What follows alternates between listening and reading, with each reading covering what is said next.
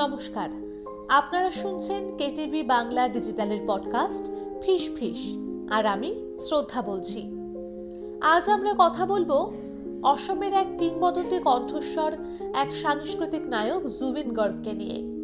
তার গান যেমন হৃদয় ছুঁয়েছে প্রজন্মের পর প্রজন্ম, তেমনই তার জীবন এখন হয়ে উঠেছে পাঠ্যপুস্তকের অংশ।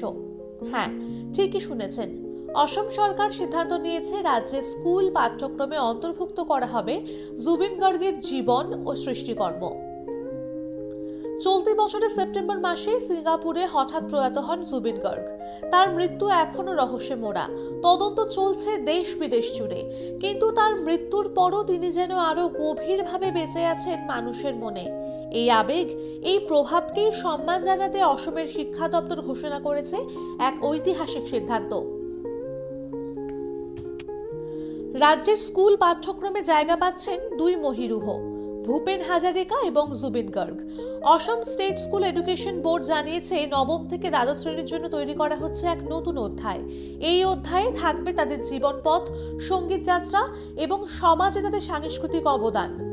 একজন আধিকারিক জানিয়েছেন, নবম ও দশম শ্রেণীতে পড়ানো হবে ভূপেন হাজারিকা ও জুবিন গর্গের জীবন চরিত, আর একাদশ শ্রেণীতে মিডিয়া ও ইনফরমেশন লিটারেসি কোর্সের অংশ হিসেবে যুক্ত হবে জুবিন গর্গের অধ্যায়।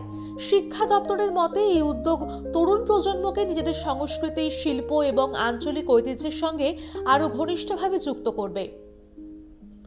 বাচালি জেলার কিছু স্কুলে ইতিমধ্যেই শুরু হয়েছে এই প্রয়োগ।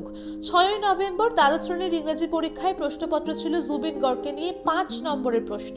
প্রশ্নপত্রে তার জীবন, তার অবদান নিয়ে একটি পূর্ণাঙ্গ প্যারাগ্রাফও যুক্ত করা হয়। স্থানীয় শিক্ষা কমিটির তরফে নেওয়া এই পদক্ষেপ ছাত্রছাত্রীদের মধ্যে ব্যাপক উৎসাহের জন্ম দিয়েছে। জুবিনের প্রতি এই ভালোবাসা কেবল অসমের সীমাবদ্ধ নয়। মেঘালয়ের সায়েন্স অ্যান্ড টেকনোলজি বিশ্ববিদ্যালয় সম্প্রতি তার জীবন, দর্শন ও সাংস্কৃতিক অবদান নিয়ে একটি রিসার্চ ফেলোশিপ চালু করেছে। গত বছর এই বিশ্ববিদ্যালয় তাকে মরণোত্তর সাম্মানিক ডি.লিট উপাধিতে ভূষিত করেছিল। জুবিন গর্গ শুধু এক সঙ্গীত শিল্পী ছিলেন না, তিনি ছিলেন অসমের আত্মা, বাংলা ও উত্তর পূর্বের সংযোগসূত্র, এক প্রজন্মের আবেগ।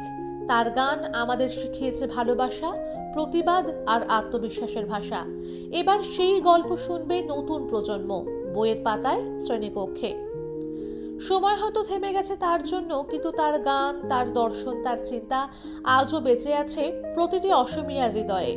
আর যখন কোনো শিশু ক্লাসে বসে জুবিন গর্গের গল্প পড়বে, হয়তো সেও স্বপ্ন দেখবে নিজের মাটির, নিজের সুরের। এতক্ষণ আপনারা শুনছিলেন কেটিভি বাংলা ডিজিটালের পডকাস্ট ফিস ফিস।